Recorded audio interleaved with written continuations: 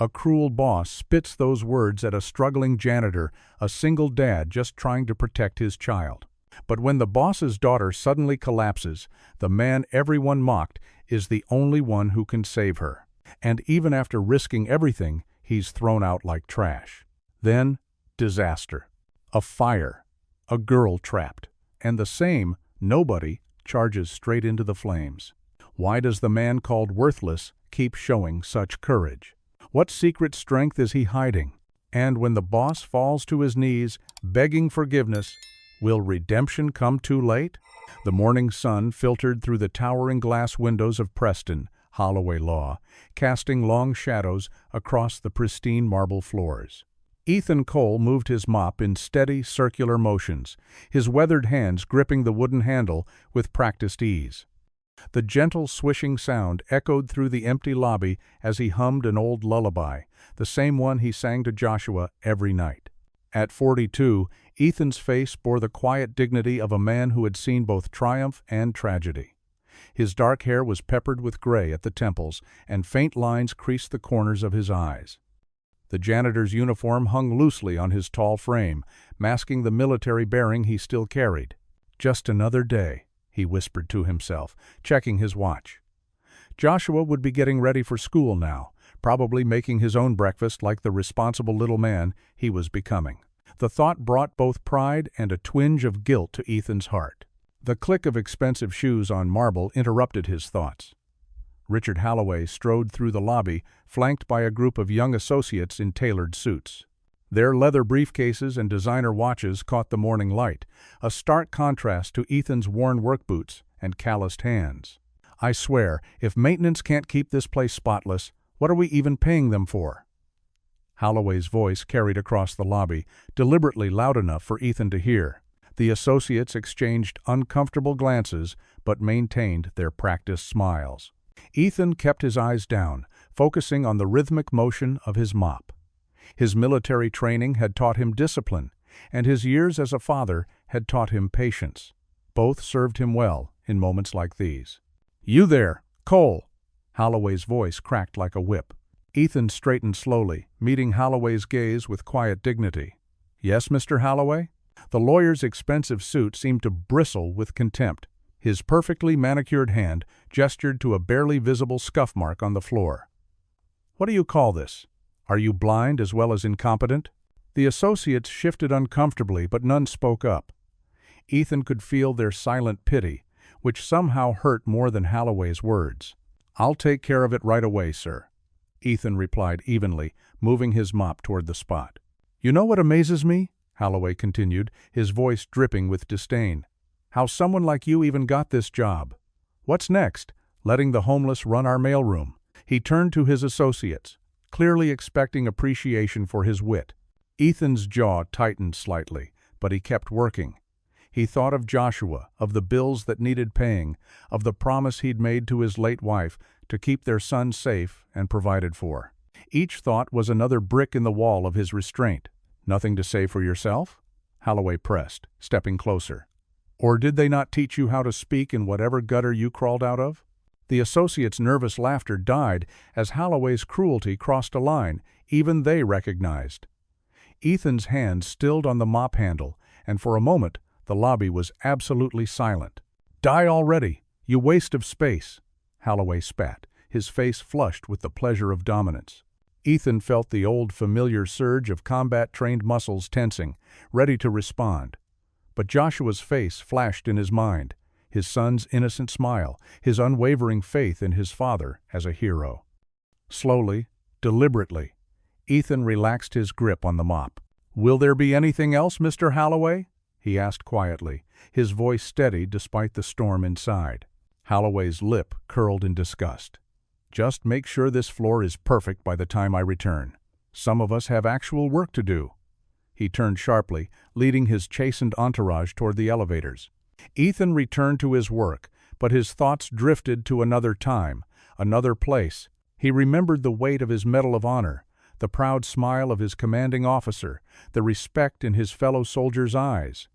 He thought of the lives he'd saved, the missions he'd completed, the man he'd been before tragedy struck. The morning wore on, and Ethan completed his shift with the same quiet efficiency he brought to every task. As he changed out of his uniform in the small maintenance locker room, he caught his reflection in the scratched mirror. The face that looked back at him was tired but unbowed, marked by experience but not defeated by it. The walk home took him through streets growing familiar after 3 years of the same route. Past the coffee shop where Joshua sometimes did his homework, past the park where they spent Sunday afternoons, past all the little landmarks of their modest but dignified life. As he climbed the stairs to their third-floor apartment, Ethan heard the quick patter of feet inside. The door flew open before he could reach for his keys, and Joshua launched himself forward with the energy only an 8-year-old could muster. "Dad, you're home!" Joshua's arms wrapped tight around Ethan's waist, his face buried in his father's shirt. Ethan hugged his son close, letting the simple act of holding his child wash away the morning's humiliation. Joshua looked up at him with those earnest brown eyes, his mother's eyes, and Ethan forced his lips into a smile that didn't quite reach his own. "Hey, buddy," he said softly, ruffling Joshua's dark hair. "Ready for some lunch?" The evening shadows stretched across the marble floors of Preston, Al Alloway Law, as most employees headed home for the day. Ethan worked methodically in the dim light, his mop moving in careful strokes as he cleaned around potted plants and leather chairs in the lobby. The building grew quieter with each passing minute, leaving only the gentle hum of the air conditioning and the soft squeak of his cleaning equipment. Through the glass doors came Emily Holloway, her backpack slung over one shoulder and a manila envelope clutched in her hand. At 16, she had her father's determined stride, but none of his hardness. Her long brown hair was tied back in a neat ponytail, and her school uniform looked slightly rumpled after a long day. "Good evening, Mr. Cole," she said warmly, offering him a genuine smile, so different from her father's usual sneer. "Evening, Miss Holloway," Ethan replied, stepping aside with his mop. "Your father's still in his office." "Thanks. I just need to drop these papers off for him." She patted the envelope and headed toward the elevator. Ethan returned to his work, but something about Emily's voice made him look up again. Her usual rosy complexion seemed pale, and there was a slight tremor in her hands as she pressed the elevator button. "Are you feeling all right, Miss Holloway?" he asked, concern creeping into his voice. "I'm fine," she said, but her words came out slightly slurred. "Just tired from." She swayed on her feet. Ethan dropped his mop without hesitation. In 3 quick strides, he reached Emily just as her knees buckled. He caught her before she hit the ground, easing her gently onto the nearest leather chair. "Someone call 911, he shouted toward the security desk. The night guard scrambled for his phone. Emily's skin felt clammy, and her breathing was shallow. Ethan recognized the symptoms immediately. He'd seen them too many times with Sarah, his late wife, during her battles with diabetes. "Emily, can you hear me?" He spoke clearly while checking her pulse. "Do you have diabetes?" She managed a weak nod, her eyes struggling to focus. "Where's your glucose meter? Your bag?" Her trembling hand pointed to her backpack. Ethan quickly but carefully searched through it, finding the familiar testing kit. Within seconds, he had pricked her finger and placed a drop of blood on the test strip. The meter confirmed his fears. Her blood sugar was dangerously low. 2 junior lawyers who had been working late emerged from the elevator, drawn by the commotion. They stood frozen, watching the scene unfold. "Don't just stand there!" Ethan's voice carried the sharp command of his military days. "One of you, run to the break room. There's a vending machine. Get orange juice or regular soda, anything with sugar. Move." The younger of the 2 lawyers sprinted toward the break room, while his colleague pulled out his phone, fingers trembling as he dialed 911 again. Ethan kept his focus on Emily, whose breathing had become more labored. "Stay with me, Emily. Help is coming." He loosened her collar and kept checking her pulse, his mind racing through the first aid protocols he'd learned during Sarah's illness. The young lawyer returned with a can of orange soda. Ethan carefully supported Emily's head, helping her take small sips. "Nice and slow," he murmured. "That's it." The elevator dinged, and Richard Holloway burst out, his face twisted with fear. "Emily!" He rushed to his daughter's side, nearly pushing Ethan aside. "What happened? What are you doing to her?" "She's having a diabetic episode, sir," Ethan explained calmly, continuing to help Emily drink. "Her blood sugar dropped dangerously low. The paramedics are on their way." Richard's face flickered between anger and fear as he watched Ethan tend to his daughter. The lobby filled with the sound of approaching sirens, and moments later, paramedics rushed through the glass doors with their equipment. Ethan stepped back, giving them room to work. He quickly briefed them on Emily's condition, her current blood sugar reading, and the steps he'd taken. The paramedics nodded approvingly as they hooked up their own monitoring equipment. "Good catch," one of them said to Ethan. "You knew exactly what to do." Emily's color had started to return, and her eyes were more focused. The paramedics continued their assessment, preparing her for transport to the hospital. Richard hovered nearby, his earlier hostility temporarily forgotten in his concern for his daughter. As they helped Emily onto the stretcher, she reached out and caught Ethan's hand. Her grip was weak but determined. "Thank you," she whispered, her eyes filled with gratitude. Ethan squeezed her hand gently before letting go. He watched as the paramedics wheeled her toward the exit, Richard following close behind without a backward glance. The lobby emptied quickly after that. The lawyers disappeared back to their offices, and the security guard returned to his post, leaving Ethan alone with the evening shadows once again. He sank into one of the leather chairs, his hand shaking slightly as the adrenaline ebbed away. The memory of Sarah's struggles with diabetes swept over him. The late-night emergencies, the constant vigilance, the fear. He'd learned everything he could about the disease back then, never imagining those lessons would be needed again, especially not here.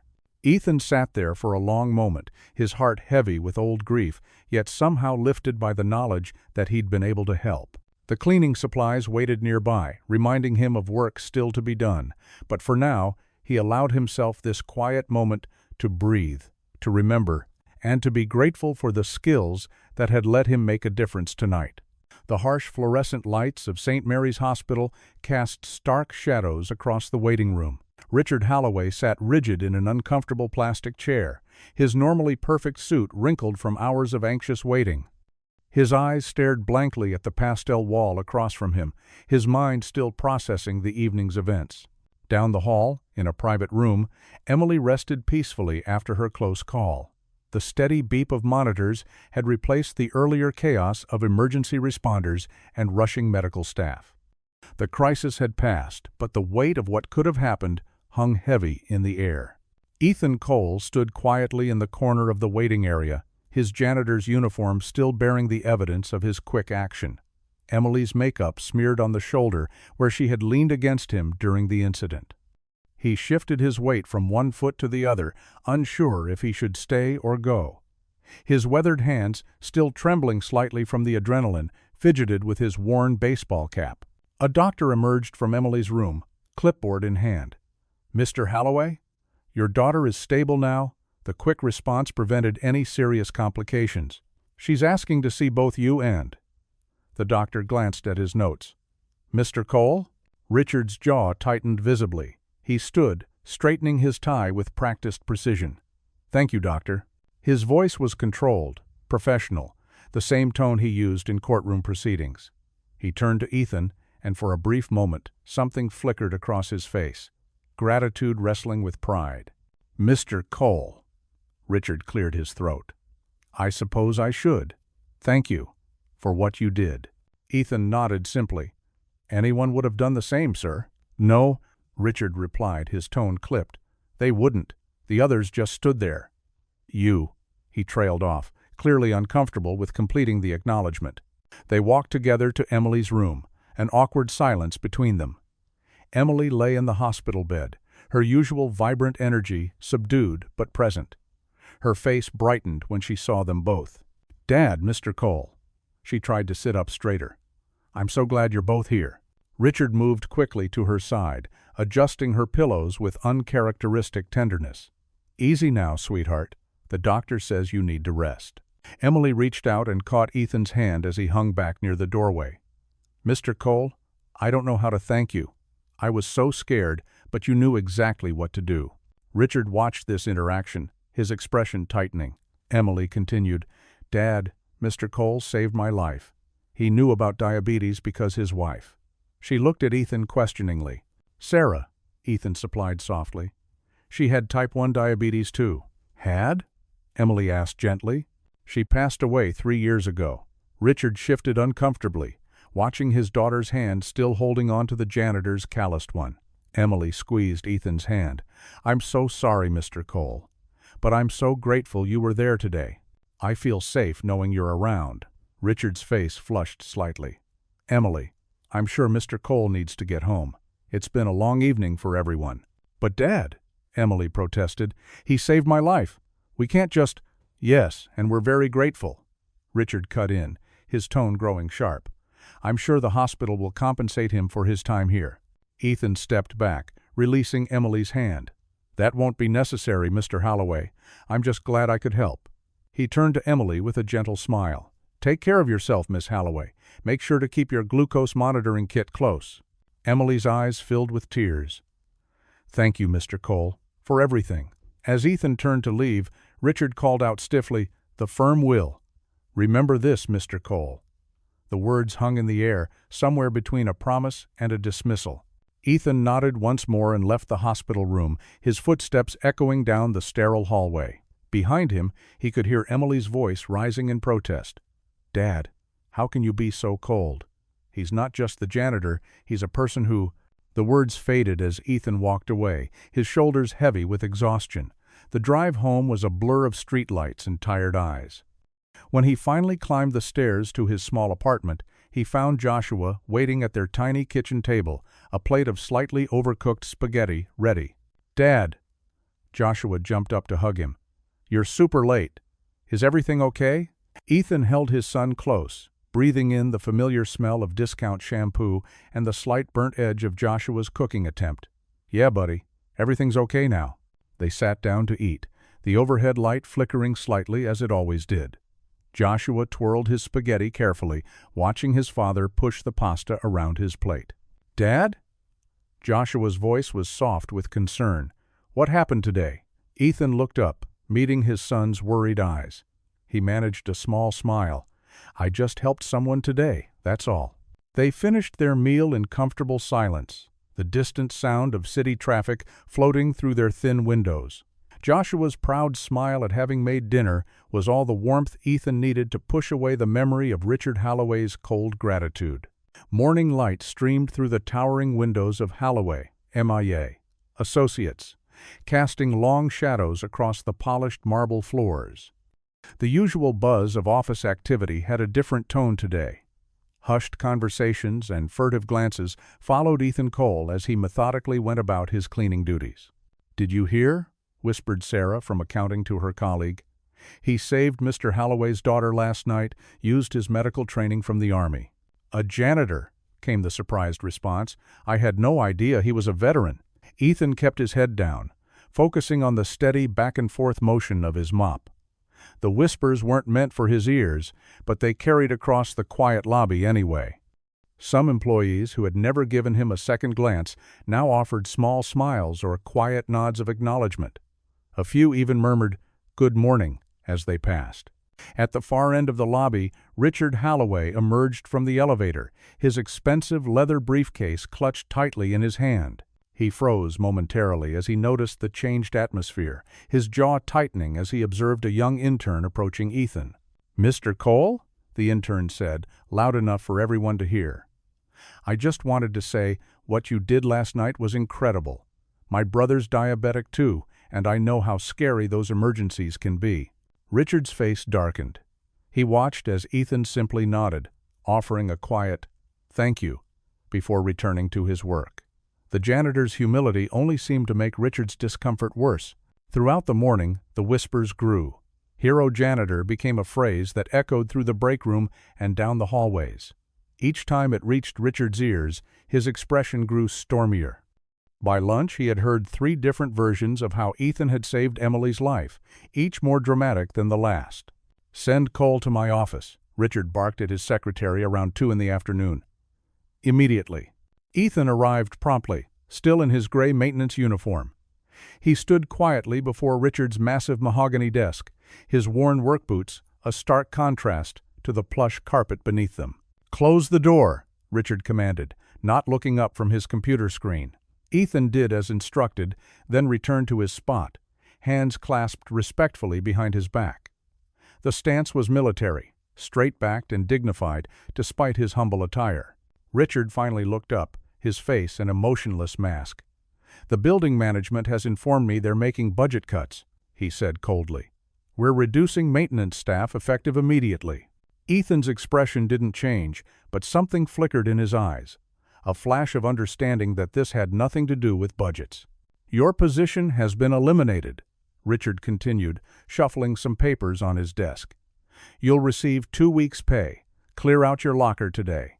For a long moment, silence filled the office. Outside, through the floor-to-ceiling windows, the city stretched out below them, oblivious to the small drama unfolding on the 32nd floor. "Yes, sir," Ethan said quietly. "May I ask one question?" Richard's jaw clenched. "What? Will someone ensure the diabetic emergency kit in the lobby is kept stocked?" Ethan's voice was steady, concerned only for others' safety. "Emily's not the only one in the building with diabetes." Richard's face flushed red. "That's not your concern anymore, is it?" he snapped. "You're dismissed." Ethan nodded once, turned, and left without another word. His footsteps were nearly silent on the thick carpet. The next 30 minutes passed in a blur as Ethan cleaned out his small locker in the maintenance room. 8 years of his life fit into a single cardboard box.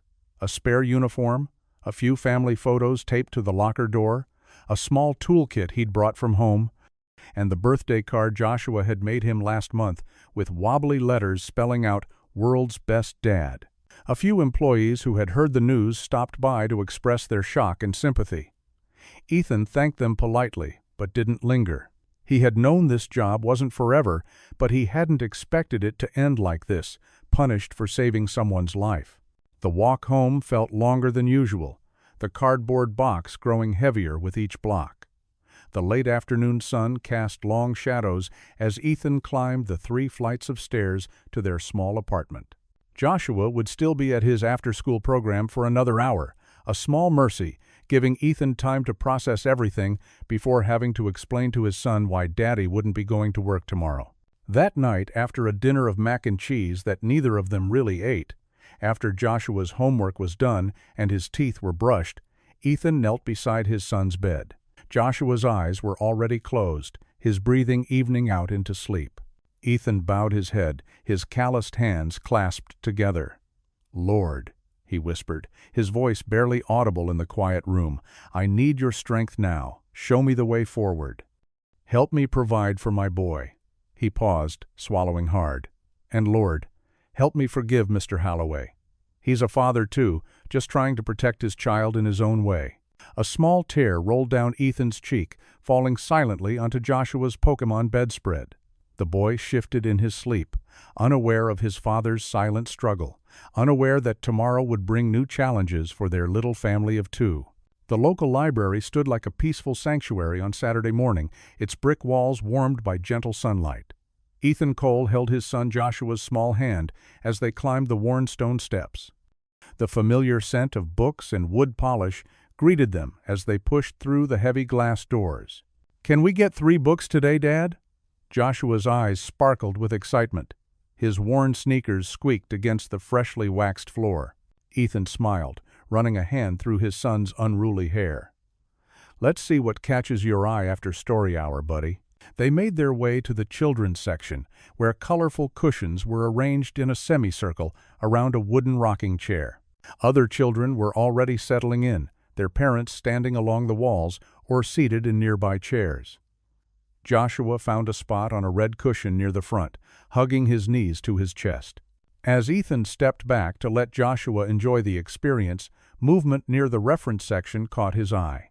His heart skipped a beat when he recognized Emily Holloway sitting at a study table with an older woman who appeared to be her tutor. Books and papers were spread before them, but Emily's attention had drifted to the gathering children. Ethan's shoulders tensed. He hadn't seen Emily since that night at the hospital, and the memory of her father's cold dismissal was still fresh. He positioned himself behind a tall bookshelf, hoping to remain unnoticed. The children's librarian began reading, her animated voice bringing "Where the Wild Things Are" to life. Joshua leaned forward, completely absorbed in the story. His genuine wonder made Ethan's chest ache with love and pride. Halfway through the reading, Emily excused herself from her tutor and quietly made her way to the children's section. She noticed Ethan before he could step further into the shadows. "Mr. Cole?" Her voice was soft but warm. "I didn't expect to see you here." Ethan nodded stiffly, unsure how to respond. But Emily's gentle smile held no trace of her father's contempt. "I come here every Saturday for tutoring," she explained, gesturing toward her table. "Math isn't exactly my strong suit." Before Ethan could reply, story time ended. Children scattered to find books, and Joshua bounded over to them. "Dad, that was amazing. Can we—" He stopped short, noticing Emily. Emily knelt down to Joshua's level, her long brown hair falling forward. "Hi there, I'm Emily. You must be Joshua. Your dad and I know each other." Joshua's shy smile emerged. "Really? How?" Ethan tensed, but Emily handled the question with grace. "Your dad helped me when I wasn't feeling well. He knew exactly what to do, just like a superhero." Joshua's eyes widened. "My dad was in the Army. He knows how to help lots of people." "The Army? Wow." Emily's genuine interest made Joshua stand a little straighter. "What kind of books do you like to read, Joshua?" "I love adventure stories." Joshua's shyness melted away.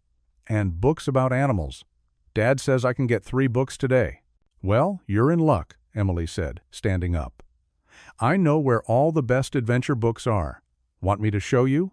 Joshua looked up at Ethan for permission.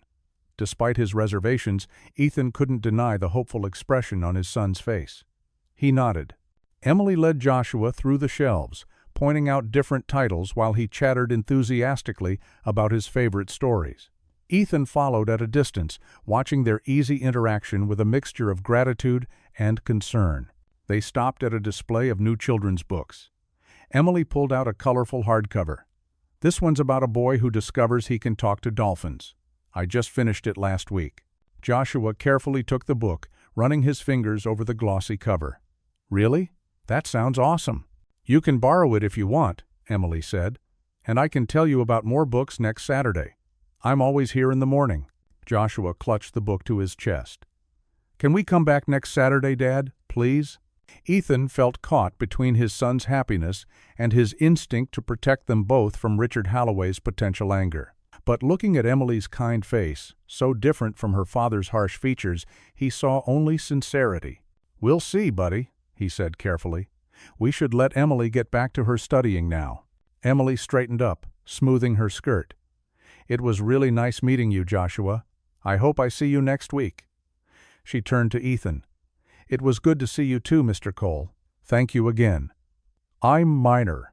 For everything." They watched as she returned to her tutor, who had been observing their interaction with curious glances. Joshua waved, and Emily waved back before diving into her textbook. "She's nice," Joshua said, still holding the dolphin book. "Can we find 2 more books?" As they browsed the shelves together, Ethan's mind wandered. Emily's warmth had surprised him, and Joshua's immediate connection with her was unexpected. But Richard Halloway's shadow loomed large in his thoughts. Would the man approve of his daughter befriending a janitor's son? Former janitor, Ethan corrected himself bitterly. They checked out their books, The Dolphin Story and 2 others about space exploration. As they walked toward the exit, Joshua looked back at Emily one last time. "Dad?" Joshua's voice was thoughtful. "Emily looks kind of sad when she's doing her homework." Ethan glanced over. Emily was frowning at a math problem while her tutor explained something. "Sometimes learning new things is frustrating," he said carefully. "Maybe next time I can show her my favorite funny book," Joshua suggested. "It always makes me feel better when I'm sad." Ethan's heart swelled with love for his son's compassionate nature. They pushed through the library doors into the bright morning, Joshua clutching his books with excitement, while Ethan carried the weight of his concerns. The promise of next Saturday hung in the air between them, filled with both possibility and uncertainty. Emily Halloway burst through the mansion's ornate front door, her cheeks flushed with excitement from her day at the library. The marble foyer echoed with her footsteps as she rushed to find her father. Richard sat in his study, surrounded by dark mahogany walls and leather-bound books, reviewing case files with reading glasses perched on his nose. "Dad, you'll never believe who I met at the library today." Emily's voice bubbled with enthusiasm as she dropped her book bag on a plush armchair. Richard looked up, offering a distracted smile. "And who might that be, sweetheart?" "Joshua Cole. He's the sweetest little boy, and guess what? He's Mr. Cole's son. You know, the janitor who helped me during my diabetic episode?" Emily perched on the edge of her father's desk, her eyes bright. "We read books together, and he's so smart, Dad. Did you know he wants to be a doctor when he grows up?" Richard's jaw tightened at the mention of Ethan Cole. He removed his glasses slowly, placing them deliberately on the desk. "Emily, I don't think it's appropriate for you to associate with those people." "Those people?" Emily's smile faltered. "Dad, Mr. Cole saved my life, and Joshua, he's just a kid, like me. They're good people." "That's enough, Emily!" Richard's voice rose sharply, making her flinch. "Mr. Cole was an employee who did his job, nothing more. And now he's not even that." Emily's face reddened with anger. "You fired him? After what he did for me?" She stood up, hands clenched at her sides. "That's cruel, Dad. He's a single father trying to take care of his son." "This discussion is over," Richard snapped, reaching for his glasses again. "Go do your homework." "You're wrong about them," Emily said quietly, tears welling in her eyes. "Mr. Cole is kind and brave, and Joshua is my friend now. You can't stop that." She grabbed her bag and fled the study, leaving Richard alone with his mounting discomfort. The silence in the study grew heavy. Richard's eyes drifted to a manila folder on his desk, Ethan Cole's personnel file, which he'd requested earlier that day. He'd told himself it was standard procedure, but deep down he knew curiosity had driven him to look into the man who'd saved his daughter. With slightly trembling hands, he opened the folder again. The contents painted a picture so different from the quiet janitor he'd dismissed. Distinguished service in the military. Multiple commendations for bravery under fire. A Medal of Honor recipient. Citations describing acts of heroism that had saved dozens of lives. Richard's throat tightened as he read the details of one particular mission. Ethan Cole had carried 3 wounded soldiers to safety through heavy enemy fire, sustaining serious injuries himself. The man Richard had called a waste of space had risked his life repeatedly to save others, and he'd done it again for Emily. The weight of shame settled heavily on Richard's shoulders. He pushed back from his desk and walked to the window, looking out at the manicured gardens bathed in evening light. The contrast between his wealth and what he knew of Cole's modest circumstances struck him with unexpected force. A photograph had fallen from the file, a younger Ethan in his dress uniform, standing proud beside a beautiful woman in a wedding dress. Richard picked it up, noting the date on the back. The woman must have been Joshua's mother, now deceased according to the HR records. For the first time, guilt gnawed at Richard's conscience. He'd let his pride and prejudice blind him to the true measure of a man who'd shown nothing but dignity in the face of contempt. Across town, in a small apartment that felt emptier now, without the promise of tomorrow's paycheck, Ethan Cole sat on the edge of his son's bed. Joshua's room was sparse but filled with love, hand-drawn pictures taped to the walls, a few worn books on a simple shelf, and a treasured photo of his mother on the nightstand. "Time for sleep, buddy," Ethan said softly, pulling the thin blanket up to Joshua's chin. "Dad?" Joshua's small voice carried a wisdom beyond his years. "Are you worried about losing your job?" Ethan's heart clenched, but he forced a reassuring smile. "We've been through tough times before, haven't we? We'll figure this out together." Joshua reached for his father's hand, his grip warm and trusting. "I had fun at the library today. Emily's really nice.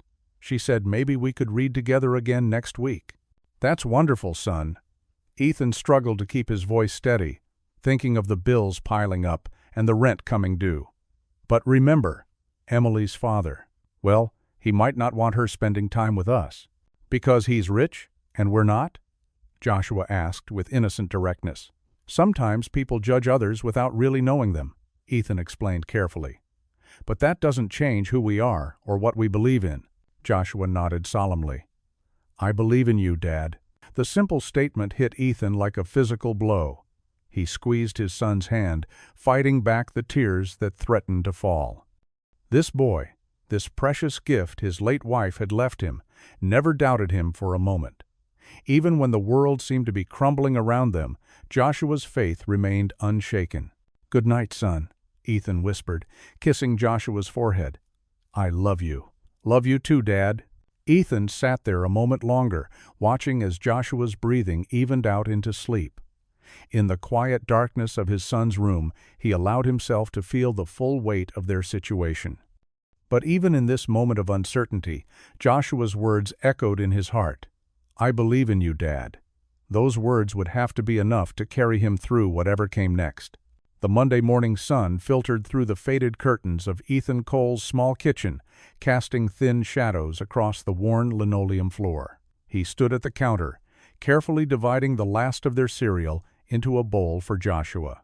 The box made that hollow sound that meant they were scraping the bottom again. "Dad, aren't you having any?" Joshua asked, his spoon hovering midair. His blue eyes, so much like his mother's, watched Ethan with concern. Ethan patted his stomach and forced a smile. "Already ate while you were getting dressed, buddy. Got an early start today." The lie tasted bitter in his mouth, but his growling stomach would have to wait. The $20 in his wallet needed to stretch until Friday. "Are you sure?" Joshua's voice carried a hint of doubt. "Positive." Ethan ruffled his son's hair. "Now eat up. You've got that math test today, remember?" While Joshua finished his breakfast, Ethan checked his phone. 3 text messages blinked on the screen, potential handyman jobs in the neighborhood. Mrs. Peterson needed her leaky faucet fixed. Mr. Garcia's fence required mending. The Wilsons wanted help installing a ceiling fan. Small jobs, small pay, but every dollar counted now. After walking Joshua to school, Ethan headed to Mrs. Peterson's house. The elderly widow greeted him with a warm smile and a plate of cookies. "You're such a blessing, Ethan. My arthritis makes it impossible to grip the wrench properly."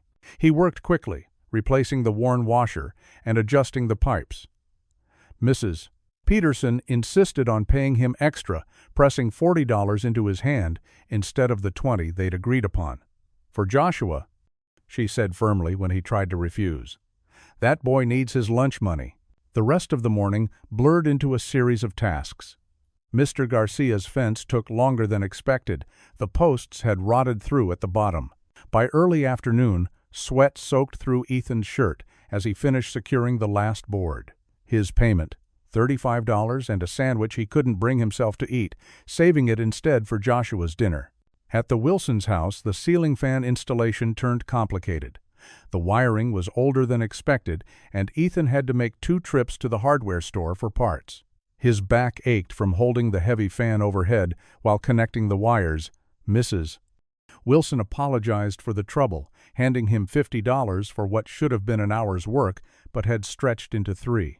Throughout the day, his phone buzzed with texts from Joshua, who was at the library with Emily after school. The messages brought both comfort and worry. "Emily's helping me with fractions, Dad. She says hi and hopes you're doing okay. Can we get pizza sometime like Emily's family does?" Ethan's heart clenched at the last message. He typed back, "Maybe for a special occasion, bud. How about sandwiches tonight?" At the library, Emily sat with Joshua at their usual table, math worksheets spread between them. She noticed things, the way Joshua's stomach sometimes growled, how his clothes looked a little more worn each week. But she never mentioned it, instead sharing her snacks and encouraging him with gentle words. "You're really good at math, Joshua," Emily said, watching him solve another problem. "Better than me, and I'm way older." Joshua beamed at the praise. "Dad helps me practice. He says education is really important." "Your dad is really smart," Emily agreed. "And brave, too. He saved my life, you know." Joshua nodded proudly. "He saves people a lot. He was a soldier before." Emily squeezed Joshua's hand. "Things will get better, Joshua. They always do when good people stick together." When Ethan picked up Joshua later, Emily waved goodbye with a bright smile. "See you tomorrow, Joshua. Don't forget to practice those fractions." At home, Ethan prepared the sandwich from Mr. Garcia, cutting it in half and giving Joshua the bigger portion. He watched his son eat, pretending to be busy with paperwork, bills that kept piling up, past due notices that arrived with increasing frequency. Joshua's voice broke through his thoughts. "Dad, I saved half my sandwich for you." Ethan's throat tightened. "That's your dinner, buddy. You need your strength for school." "You need your strength, too," Joshua insisted, pushing the plate across the table. "Please eat, Dad. I know you didn't have breakfast." Ethan looked at his son, this wonderful, observant child who saw more than he let on. With trembling fingers, he accepted the half sandwich, and they ate together in comfortable silence. Later that night, after Joshua had gone to bed, Ethan sat at the kitchen table, counting the day's earnings. The crumpled bills told a stark story. 40 from Mrs. Peterson, 35 from Mr. Garcia, 50 from the Wilsons. $125 for a full day's work. Not bad, but not enough. Not with rent due in 2 weeks. He smoothed out each bill carefully, stacking them with deliberate precision. The kitchen clock ticked steadily in the quiet apartment. Ethan's whisper barely disturbed the silence. "We'll make it somehow." Sunlight streamed through the tall library windows, casting warm patterns across the children's reading area where Joshua and Emily sat cross-legged on colorful floor cushions. The familiar scent of books and wooden shelves filled the air as Joshua pulled his wrinkled sketchbook from his backpack. "I drew something special," Joshua whispered, his small fingers carefully opening to a fresh page. "Want to see?" Emily leaned forward, her dark hair falling over her shoulder as she nodded eagerly. "Of course." Joshua smoothed the paper with pride, revealing a crayon drawing of a man in blue work clothes with a bright smile. Above the figure, written in wobbly letters, were the words, "My hero dad." "See? That's my dad," Joshua explained, pointing to different parts of the drawing. "I drew him big and strong because that's how he is. Even when things are hard, he never stops trying." Emily's fingers traced the edges of the paper gently. "It's beautiful, Joshua. You made his smile just right." She glanced across the library where Ethan sat in a worn armchair, pretending to read but clearly keeping a watchful eye on them. "Your dad is really special. He works so hard," Joshua continued, his voice dropping even lower. "Sometimes he thinks I don't notice, but I do, like when he says he's not hungry at breakfast, but I can hear his tummy growling." Emily's eyes welled up slightly. She reached out and squeezed Joshua's hand. "My dad. He has everything, but sometimes I think he sees nothing." She paused, choosing her words carefully.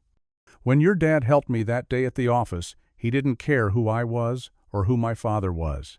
He just helped." From his position across the room, Ethan watched the interaction between the children. His heart ached with a mixture of pride and worry. Joshua needed friends, and Emily's kindness was a blessing, but the complicated situation with her father cast a shadow over everything. Joshua pulled out his crayons and offered some to Emily. "Want to draw too? We can make pictures together." Emily's face lit up. "I'd love to, but I'm not as good as you." "That's okay," Joshua assured her with a smile that mimicked his father's. "Dad says it's not about being the best, it's about doing your best." They spent the next hour creating colorful masterpieces together, their heads bent close in concentration. Emily drew her own version of the day Ethan had helped her, complete with stick figures and a bright red cross to show it was a medical emergency. "Your dad was so calm that day," Emily shared, adding final touches to her drawing. "Everyone else was panicking, but he knew exactly what to do, just like a real superhero." Joshua beamed with pride. "He was a soldier before, you know. He saved lots of people." "I wish," Emily started, then hesitated.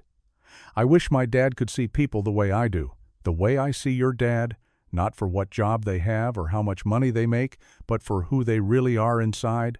Ethan's throat tightened as he overheard Emily's words.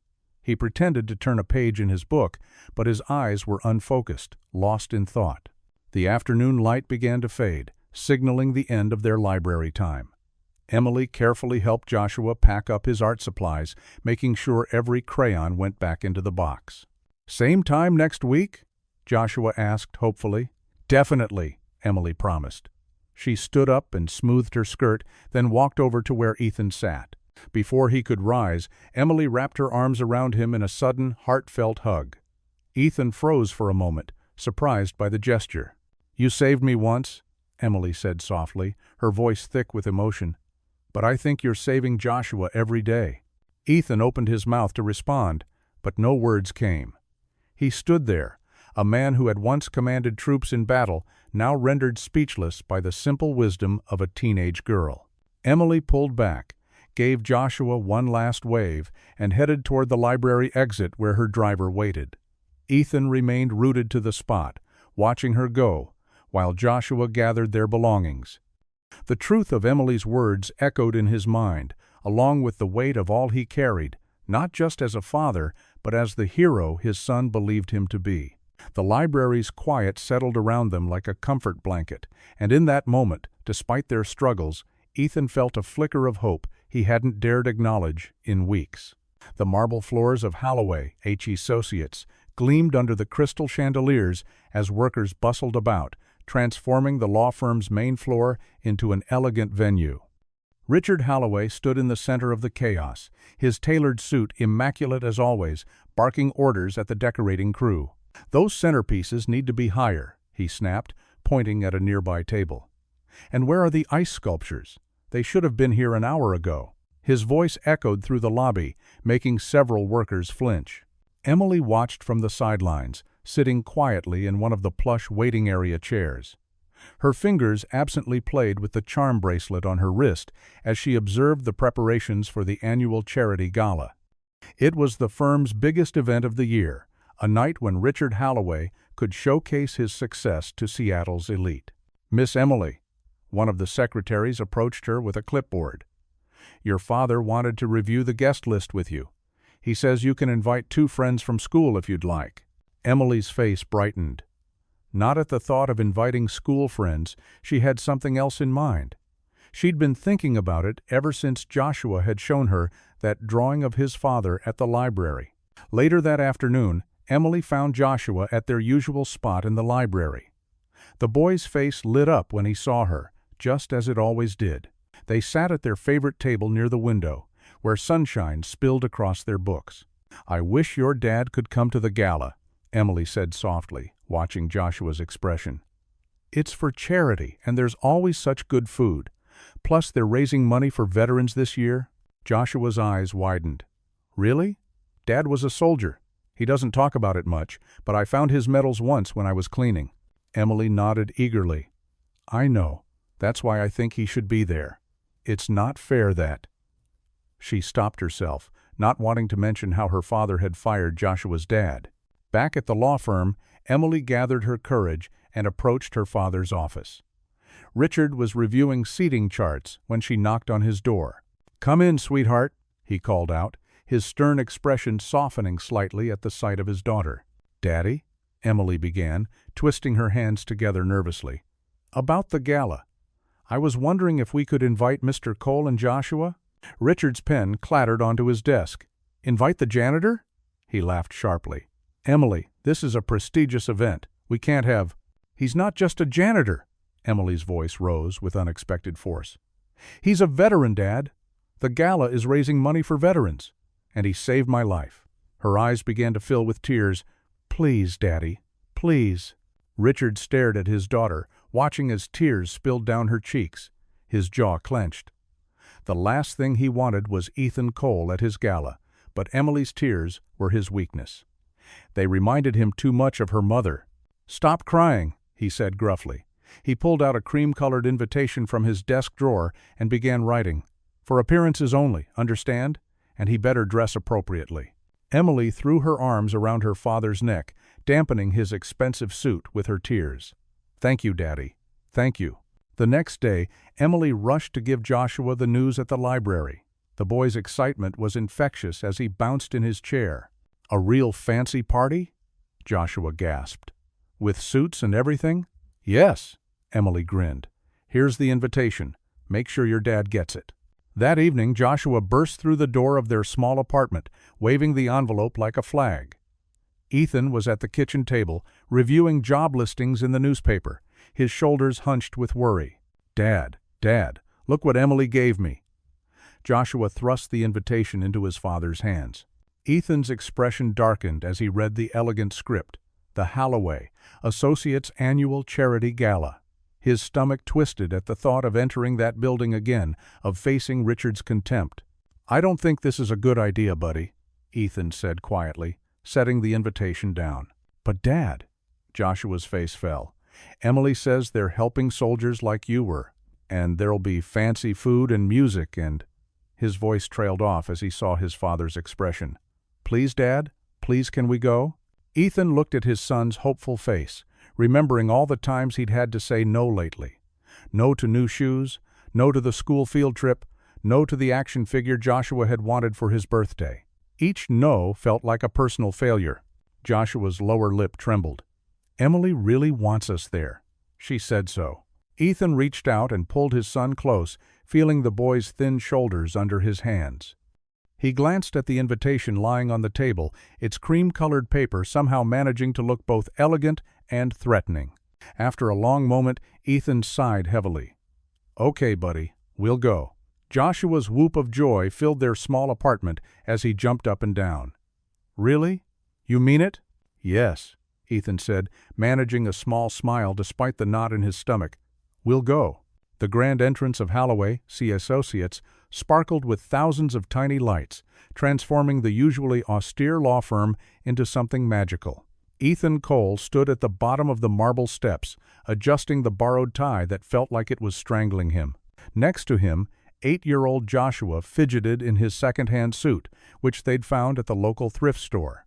"You look very handsome," Ethan assured his son, smoothing down Joshua's cowlick one more time. The suit was a bit big on Joshua's small frame, but they'd done their best with safety pins and careful folding. Joshua beamed up at his father.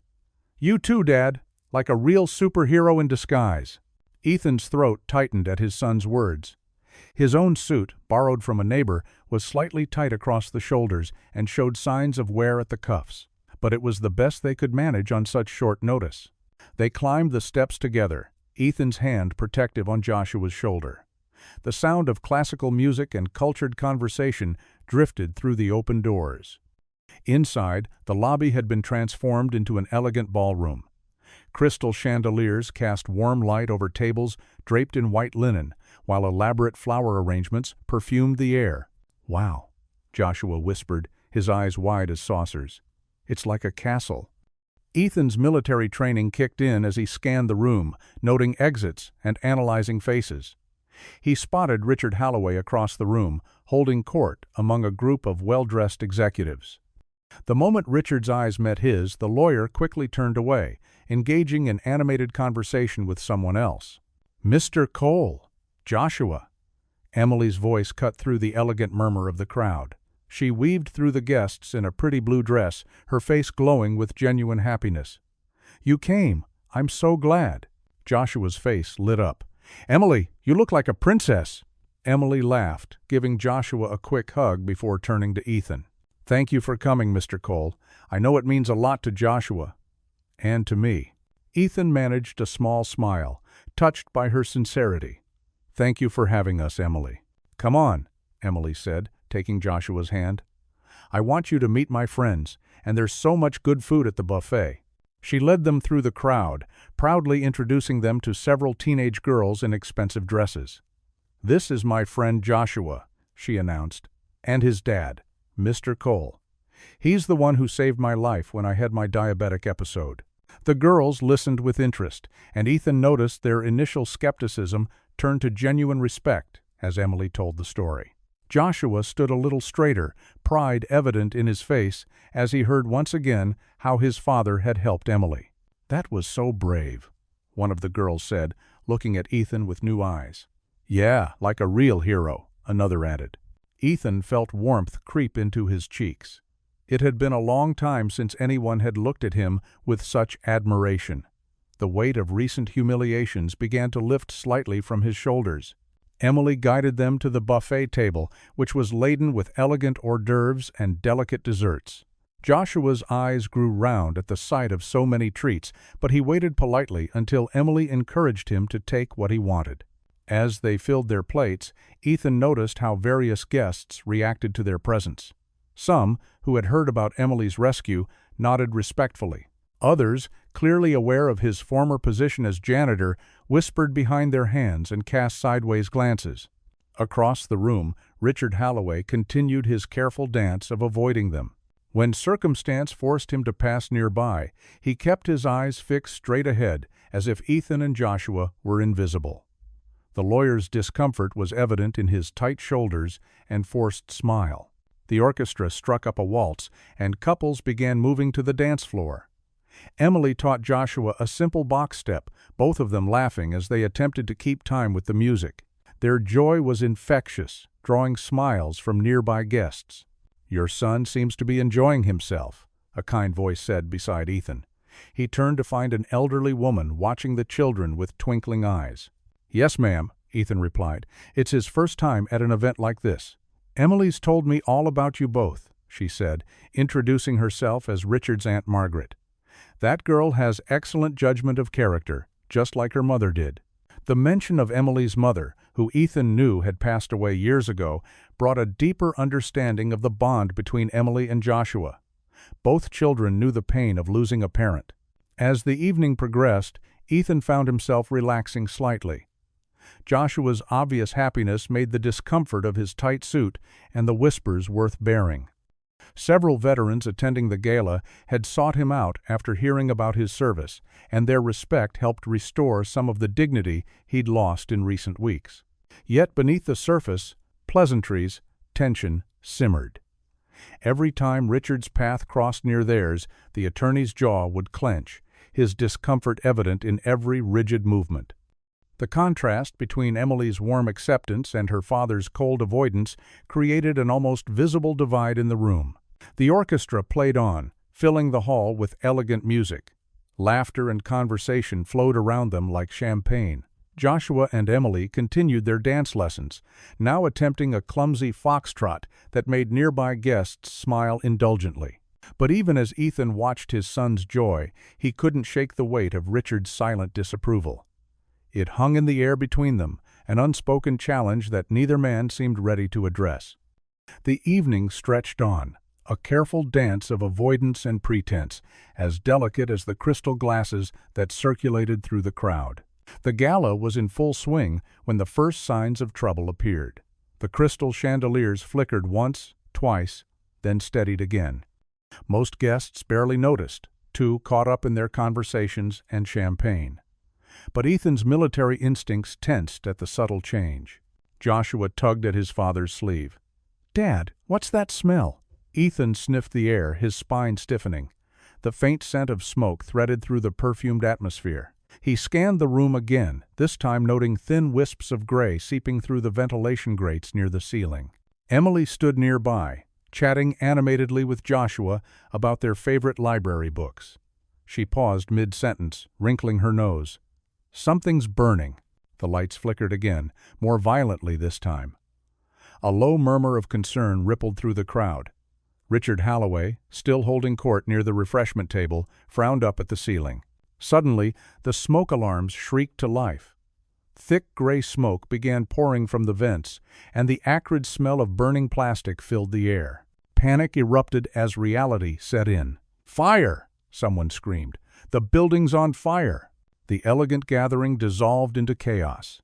People rushed toward the exits, pushing and shoving. Ethan grabbed Joshua's hand and looked for Emily, but she had disappeared in the crowd.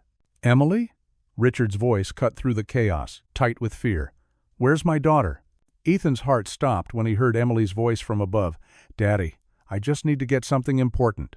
Through the thickening smoke, Ethan caught a glimpse of her blue dress disappearing up the main staircase toward the second floor. Richard lunged forward, but security guards held him back as flames became visible through the windows upstairs. "Emily!" Richard's scream was raw with terror. "Someone help her, please!" Without hesitation, Ethan turned to Joshua. "Stay with Mr. Halloway," he ordered, squeezing his son's shoulder. "I promise I'll be right back." "Dad, no." Joshua's eyes filled with tears. "Trust me, son." Ethan sprinted toward the stairs, taking them two at a time. The smoke grew thicker with each step, burning his eyes and throat. The heat pressed against him like a physical wall. "Emily!" he shouted, dropping into a crouch to stay below the worst of the smoke. "Emily, where are you?" "Here!" Her voice came from Richard's office, followed by violent coughing. I can't find the way out." Ethan crawled forward, using his military training to stay oriented in the blinding smoke. The carpet beneath his hands was hot. Through the gray haze, orange flames licked up the walls, consuming expensive artwork and legal certificates. He found Emily curled up under Richard's desk, clutching a framed photograph to her chest. Her face was streaked with tears and soot. "Mr. Cole!" She reached for him like a drowning person grasping a lifeline. "Cover your mouth with your dress," he instructed, pulling off his suit jacket. "Stay low and hold on to me." The flames were spreading rapidly now, cutting off their original path. Ethan wrapped Emily in his jacket and pulled her close against his chest. She was trembling violently. "Close your eyes," he ordered. "Don't open them until I say so." The heat was becoming unbearable. Ethan's lungs burned with every breath, but he forced himself to focus. There was a service stairwell at the end of the hall, if they could reach it. He half-carried, half-dragged Emily through the inferno, using his body to shield her from the worst of the heat. A burning beam crashed down behind them, showering them with sparks. Emily whimpered, but kept her face pressed against his chest. The service door was almost too hot to touch. Ethan kicked it open, revealing the relative safety of the concrete stairwell. They stumbled down together, Ethan's vision blurring from the smoke. The lobby was nearly empty when they emerged, except for firefighters and a few stragglers. Through the glass doors, Ethan could see the crowd gathered outside, their faces pressed against the windows. His legs were shaking badly now, each breath a struggle. But he forced himself forward, supporting Emily's weight, until they burst through the front doors into the cool night air. Applause and cries of relief erupted from the crowd. Richard broke free from the security guards, running toward them with his arms outstretched. Emily was still clinging to Ethan, her face buried in his smoke-stained shirt.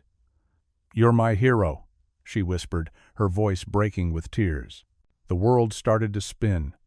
Ethan felt his knees buckle as the adrenaline drained from his system.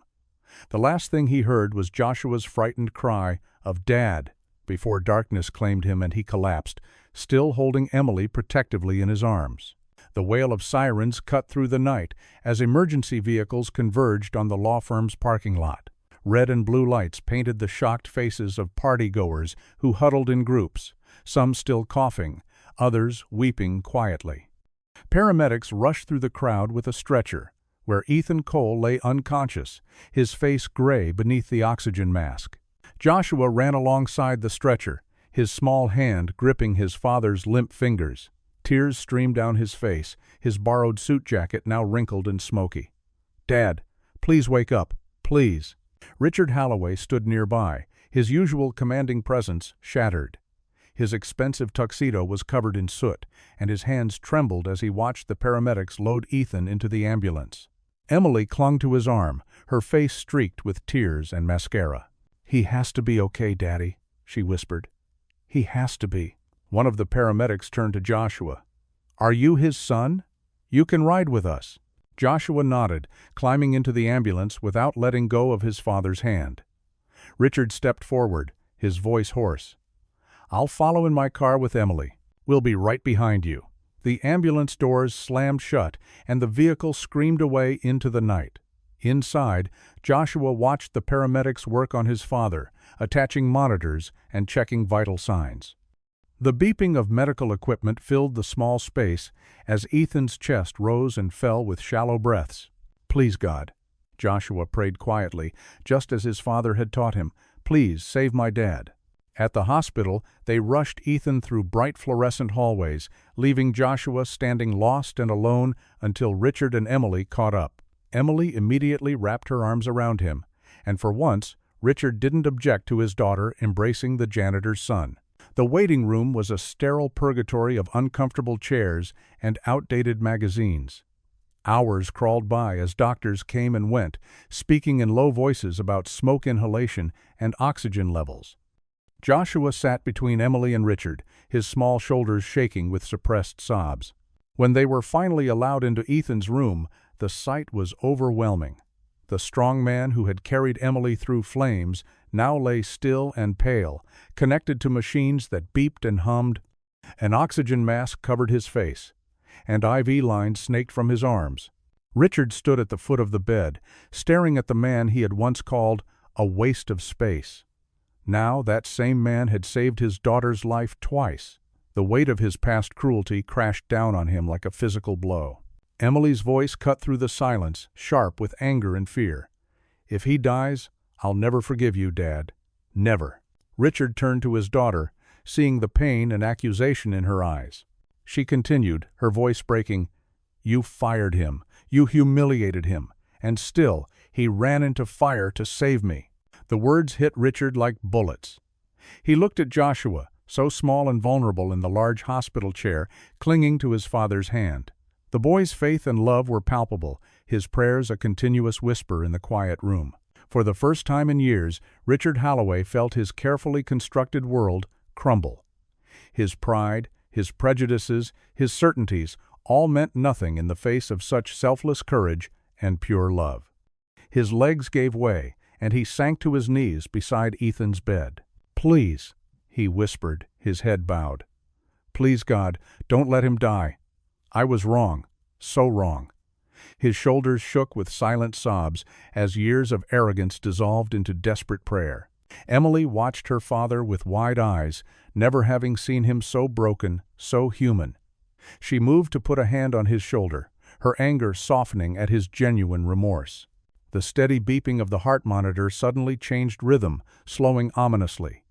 Joshua's head snapped up, fear flooding his young face. "No, no, no!"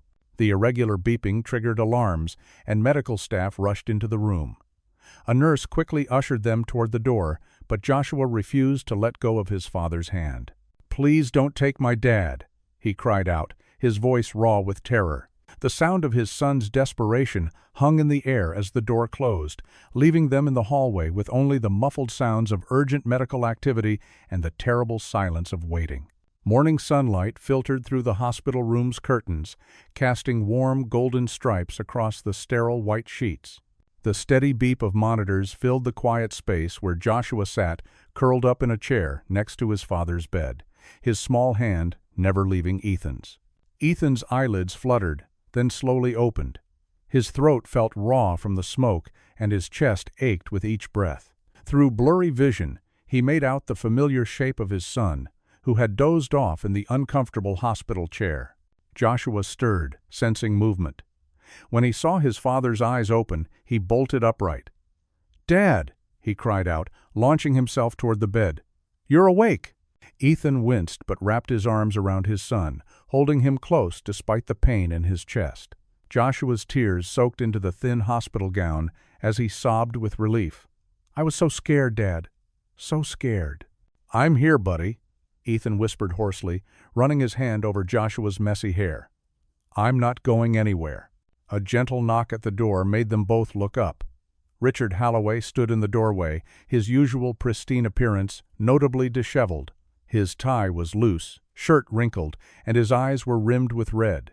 He held a paper cup of coffee that had long gone cold. "Mr. Cole," Richard said softly, his voice thick with emotion. He took a hesitant step into the room, then another. I've been here all night. With Joshua." Ethan's arms tightened protectively around his son, but he said nothing. The silence stretched between them, broken only by the steady beeping of machines. Richard set his untouched coffee aside and sank into the chair Joshua had vacated. His shoulders slumped, and for the first time, Ethan saw not the arrogant law firm partner, but a broken man. "I don't deserve your forgiveness," Richard began, his voice cracking. "The way I treated you, my pride, my prejudice." He paused, running a trembling hand over his face. "You've saved my Emily twice now. And last night, watching you rush into those flames without hesitation." His voice broke completely.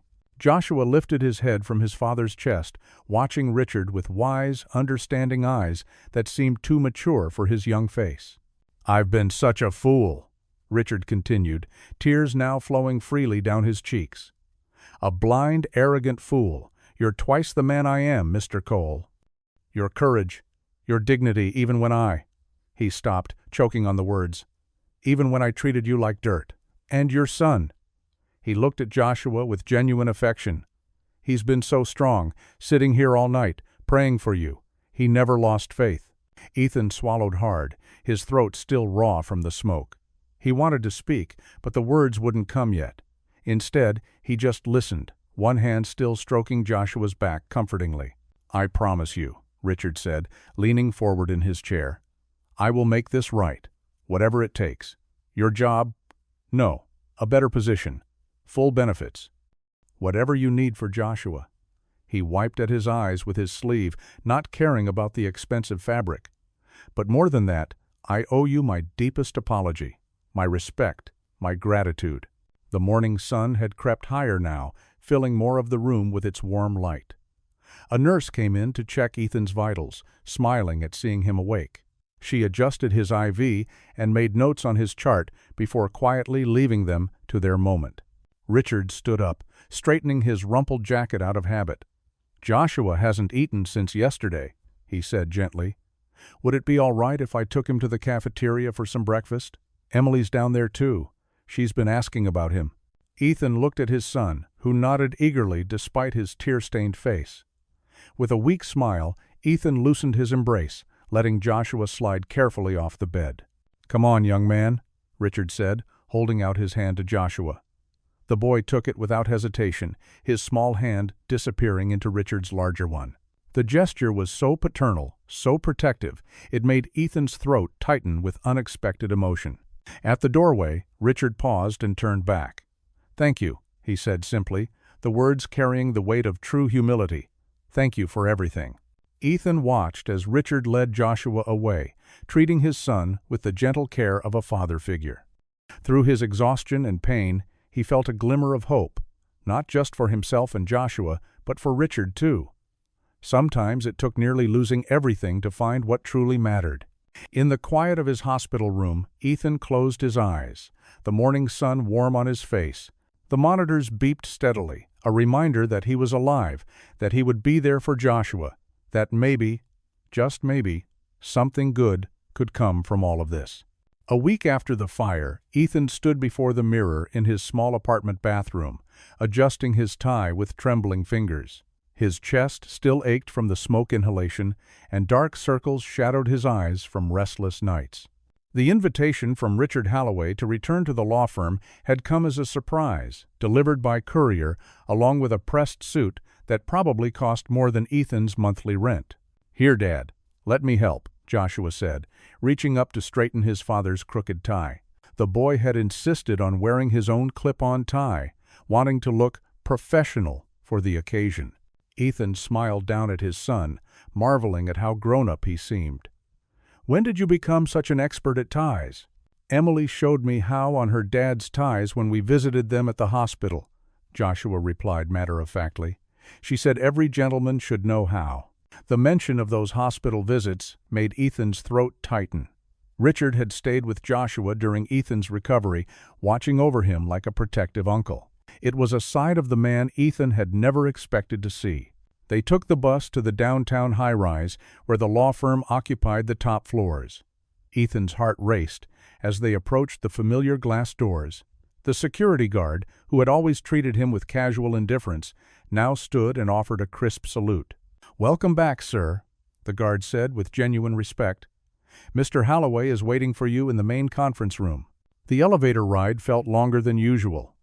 Joshua held his father's hand, sensing his nervousness. "It's okay, Dad," he whispered. "Emily says her dad has changed." When the doors opened to the executive floor, Ethan was stunned to see the entire staff lined up in the hallway. Many faces he recognized from his days of mopping floors and emptying trash bins now looked at him with admiration instead of pity or disdain. Sandra, Richard's longtime secretary who had always slipped Ethan leftover donuts from meetings, stepped forward with tears in her eyes. "We've missed you, Mr. Cole," she said, giving him a gentle hug. The main conference room doors were open wide, and inside, every partner and associate of the firm stood waiting. Richard Halloway stood at the head of the long table, looking more humble than Ethan had ever seen him. Emily sat beside her father, beaming at Joshua. "Mr. Cole," Richard began, his voice carrying across the hushed room. "Ethan, please, come in." Ethan walked forward slowly, Joshua at his side. The morning sun, streaming through the floor-to-ceiling windows, caught the polished surface of the conference table, a surface he had cleaned countless times in the pre-dawn hours. Richard cleared his throat, clearly emotional. "I've asked you here today because I owe you more than just an apology. I owe you my daughter's life, twice over. But more than that, I owe you the dignity and respect that I failed to give you." The room was absolutely silent as Richard continued. "I looked down on you because of your job, never bothering to see the man behind the uniform. I failed to recognize that the same hands that cleaned our floors had once held a rifle in defense of our country. That the man I mocked as a waste of space was a decorated veteran who earned the Medal of Honor." Murmurs rippled through the crowd. Many hadn't known about Ethan's military background. "But worse than that," Richard's voice cracked slightly, "I failed to see that you possessed something I had lost sight of long ago: true character. You showed more dignity in silence than I did with all my words. You saved my Emily without hesitation, not once but twice, despite how I had treated you." Richard stepped around the table, coming to stand directly in front of Ethan. "I am deeply sorry for the way I treated you. I was wrong, and I ask for your forgiveness." The silence in the room was deafening. Ethan felt all eyes on him as he looked at Richard, not up at him as he once had, but straight across, man to man. "I forgive you," Ethan said simply, his voice quiet but clear. Richard nodded, composing himself. "Thank you. Now, I'd like to offer you a position here at the firm. Not as a janitor, but as our facilities operations manager. Full benefits, of course, and a salary commensurate with your experience and abilities." He held out an envelope. "The details are all here, including provisions for Joshua's education fund." Scattered applause broke out, growing into thunderous approval as Ethan accepted the envelope with a steady hand. Emily jumped up to hug Joshua, who was grinning from ear to ear. "I don't know what to say," Ethan admitted. "Say yes, Dad," Joshua chirped, making everyone laugh. Ethan looked around the room at all the faces. Faces that had once looked through him as if he were invisible, now showing genuine respect and admiration. He felt the weight of years of struggle beginning to lift from his shoulders. "Thank you," he said to Richard. "I accept." The applause resumed as Richard shook his hand firmly. Emily hugged her father, tears streaming down her face. Joshua bounced excitedly between them all, his joy infectious. Later, as Ethan and Joshua walked out of the building together, the afternoon sun warm on their faces, Joshua looked up at his father. "Are you happy, Dad?" Ethan squeezed his son's hand, feeling truly light for the first time in years. The envelope in his pocket felt like a key to a new future, one where he could provide for Joshua without sacrificing his dignity. But more than that, it represented something he had almost lost hope in: the capacity for people to change, to learn, to become better. The doorbell's unexpected ring startled Ethan as he folded laundry in his modest living room. Joshua looked up from his homework at the kitchen table, curiosity brightening his eyes. Through the peephole, Ethan saw the last person he expected, Richard Halloway, shifting nervously from foot to foot, arms laden with grocery bags. Ethan opened the door slowly, his expression carefully neutral. "Mr. Halloway?" Richard stood there in an expensive suit that seemed out of place in the worn apartment building hallway. "I, brought some groceries?" he said, lifting the bag slightly. "Emily mentioned Joshua likes mac and cheese, and I thought—" He trailed off, looking more uncertain than Ethan had ever seen him. "Please, come in," Ethan said, stepping aside. The apartment was small but tidy, with Joshua's artwork decorating the walls and a few cherished family photos on display. Richard's eyes swept over everything, taking in the carefully maintained furniture and the stack of job applications on the coffee table. Joshua bounced up from his chair. "Hi, Mr. Halloway. Is Emily coming too?" "She's actually waiting in the car," Richard admitted. "I wasn't sure if—" "Well, would it be all right if she joined us?" "Of course." Ethan nodded, and Joshua raced down to get his friend. Richard began unpacking the groceries onto the counter. fresh vegetables, quality meat, pantry staples, and several boxes of the promised mac and cheese. "I hope this isn't overstepping," he said quietly. "Emily told me things have been tight." Ethan's pride warred briefly with practicality before he replied, "Thank you, this will help a lot." The sound of children's laughter preceded Emily and Joshua's arrival. Emily carried a chocolate cake in her hands, her face glowing. "Dad said we could make dinner together," she announced. "I helped pick out the groceries." Soon the small kitchen was full of activity. Richard rolled up his sleeves awkwardly, following Emily's instructions on how to properly stir the mac and cheese. Ethan showed Joshua how to safely cut vegetables for a salad, while Emily set the table with their mismatched plates. As they sat down to eat, Richard cleared his throat. "Ethan, I need to say something." He pushed his food around his plate, struggling to find the right words. "The way I treated you was inexcusable. I let my pride and prejudice blind me to your worth as a person." Ethan sat quietly, letting Richard continue. "Emily." Richard's voice cracked slightly as he looked at his daughter. "She helped me see how wrong I was. After you saved her life, twice, she wouldn't let me hide behind my arrogance anymore. She kept telling me about your kindness, your dignity, how you treat everyone with respect even when they don't deserve it." Emily reached over and squeezed her father's hand. "Dad cried in the hospital," she said softly. "When you were unconscious, he prayed for you." Richard nodded, his eyes dampening. "I did. I realized that I'd become everything I claimed to despise. Judgmental, cruel, caring more about status than character. Watching Joshua pray by your bedside," he had to pause, composing himself. "It showed me what real strength looks like." Ethan considered his words carefully before responding. "We all make mistakes, Mr. Holloway. What matters is learning from them." "Please, call me Richard," he insisted. "And I want to learn. I want to be better. For Emily, for the people who work for me, for myself." He straightened in his chair. "That's why I'm here tonight. I want to make things right, not just with a job offer, but as a friend, if you'll allow it." The children had finished eating and moved to the living room floor, where they were playing with Joshua's small collection of board games. Their laughter provided a gentle counterpoint to the serious conversation at the table. "Friendship has to be earned," Ethan said quietly. "But I'm willing to try if you are." Relief flooded Richard's face. "That's more than I deserve," he admitted.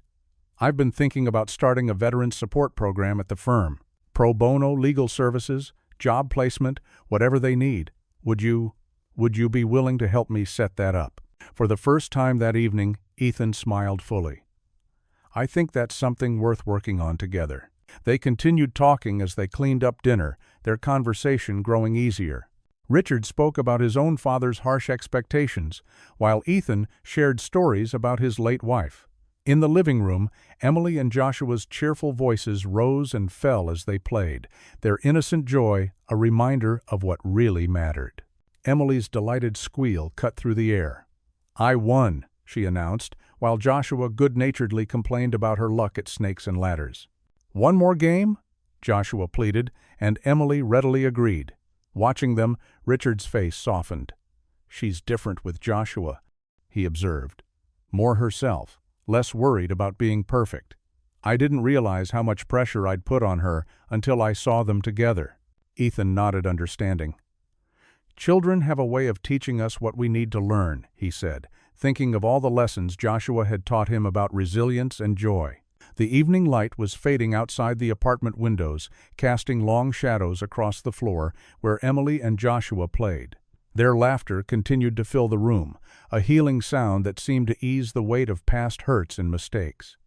As Richard and Ethan watched their children play, the beginnings of understanding grew between them, not just as employer and employee, but as fathers who wanted better for their children than they'd had for themselves. The morning sun painted golden streaks across Jefferson Park as Ethan and Joshua unloaded folding tables from their rusty pickup truck. The annual community fair was hours from starting, but volunteers had already begun trickling in, setting up booths and stringing colorful banners between trees. Joshua bounced with excitement as he carried lightweight chairs. "Dad, look! The bounce house people are here!" He pointed to a deflated castle being rolled out on the grass. "Focus on those chairs, buddy," Ethan said with a gentle smile. "We'll check out the bounce house later." His new position at the law firm had given them breathing room, but he still believed in teaching Joshua the value of hard work and helping others. A sleek black SUV pulled into the parking lot, and Emily jumped out before Richard could fully stop the car. "Joshua!" she called, waving enthusiastically. "Mr. Cole!" Richard emerged more slowly, wearing casual clothes that still somehow looked expensive. He carried several boxes of donated supplies, looking slightly uncomfortable but determined. "Need help with those?" Ethan offered, walking over. "Thanks," Richard said, handing him a box. "Emily insisted we come early to help set up. She said that's what real community members do." He gave a small, self-conscious laugh. The two men worked side by side, setting up the registration booth while Emily and Joshua decorated it with streamers. The morning air filled with the sounds of their chatter and laughter. "Mr. Cole," Emily called out, "can you lift me up? I can't reach the top of the booth." Without hesitation, Ethan lifted her carefully, supporting her as she pinned colorful ribbons in place. Richard watched the scene, something soft crossing his face. The sight of his daughter so comfortable with the man he'd once despised stirred something in his heart. More volunteers arrived, and soon the park buzzed with activity. Emily and Joshua ran errands between the adults, delivering supplies and spreading joy wherever they went. Several times people stopped to chat with Ethan, treating him with the respect his new position commanded. "You've really become part of the community," Richard observed during a quiet moment, watching Ethan direct some teenagers on where to place the food tables.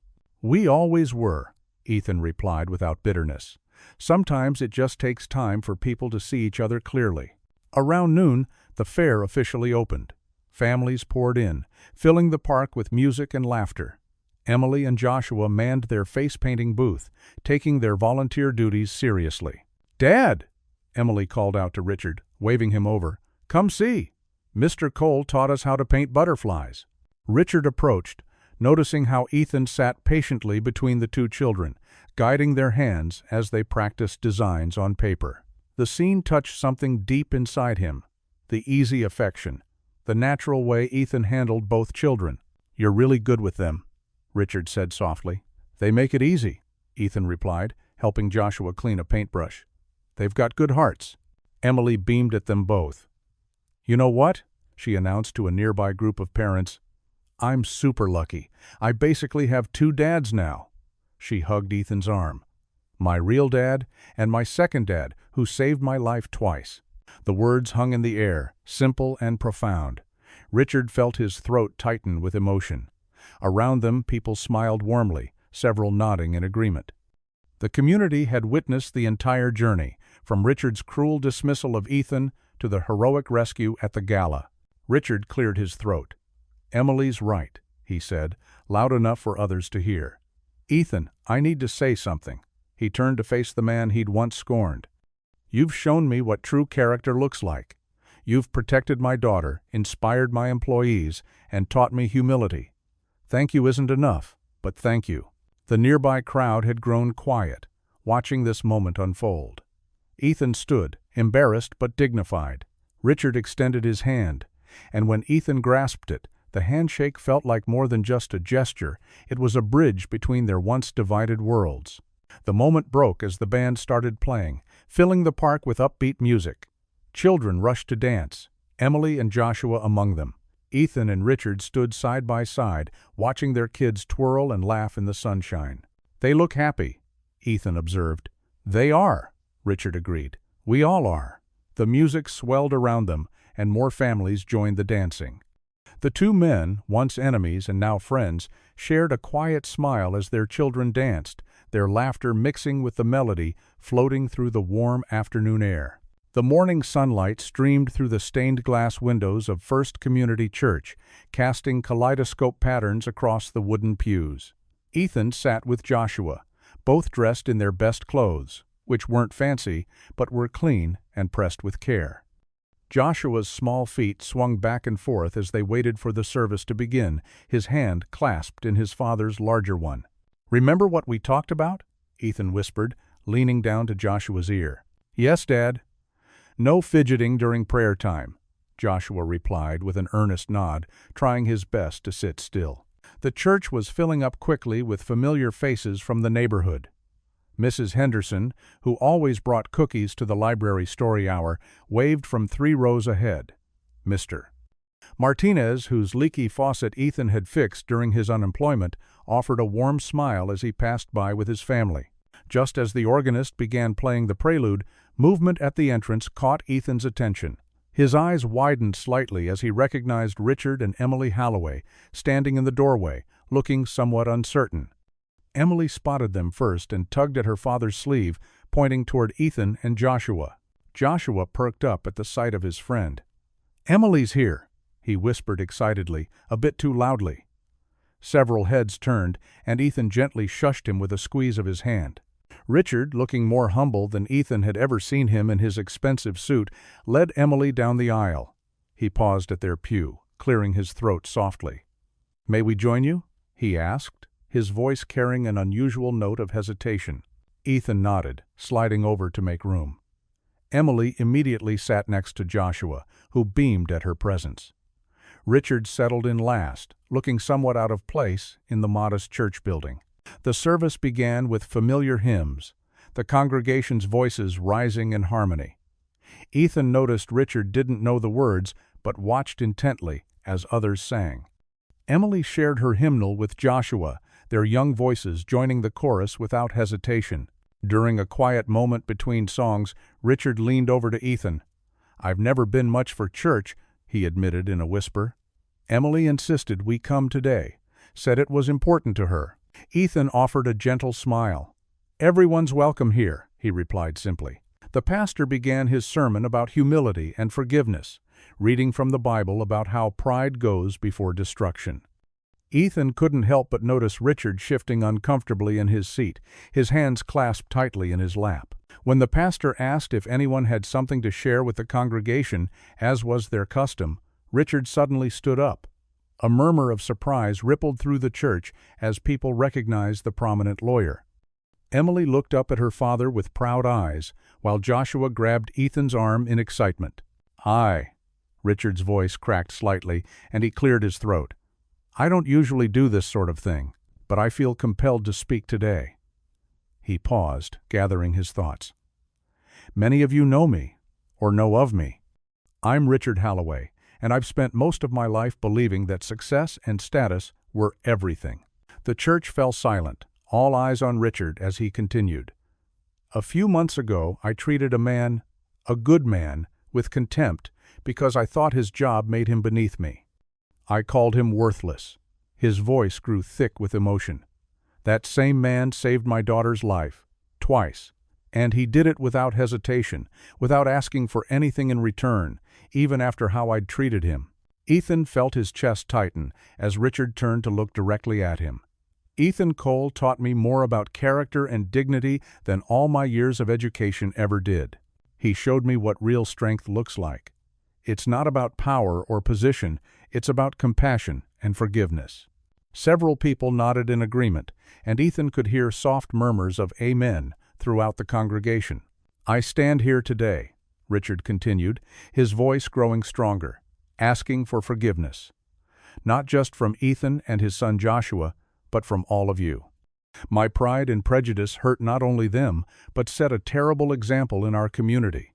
I was wrong, and I'm deeply sorry." The pastor stepped forward, placing a supportive hand on Richard's shoulder. "Brother, your honesty and humility are appreciated. We all fall short sometimes, but acknowledging our mistakes is the first step toward healing." Members of the congregation began to stand, one by one, offering words of encouragement and affirmation. "Mrs. Henderson spoke up from her pew. "Ethan Cole has always been a blessing to this community. We're glad you've seen what we've known all along." Mr. Martinez added, "When I couldn't afford a plumber, Ethan fixed my sink for nothing but a thank you. That's the kind of man he is." More voices joined in, sharing stories of Ethan's quiet acts of kindness over the years.